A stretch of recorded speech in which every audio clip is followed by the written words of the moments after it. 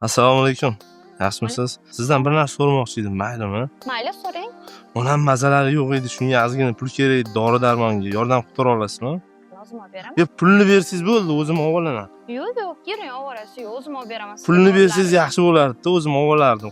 Voy, chiqsa yo'q, yuring, olib beraman. Mayli, yuring, bo'p ketdik.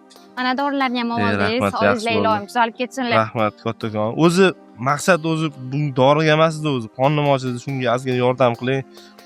Pul berib tursangiz yaxshi bo'lardi. Yigitchilikda bo'lib turadi endi shunaqa. Yuring, unda mana ovqatlanmagandan birga ovqatlanib kelamiz. Pulni bersangiz bo'ldi, o'zim bilan olaman. Voy, chiqsa yo'q, yuring, birga ovqatlanib kelamiz. Pulni bersangiz o'zi yaxshi bo'lardi. Mashkulani ham olasanmi? Ha, mayli, bemalol olavering. Rahmat sizga. Ko'p yaxshilik qildingiz. Faqat bitta yomon tarafi bor-da yana. Shundoq issiq kunda onam bir o'zlari uyda o'tiribdilar-da.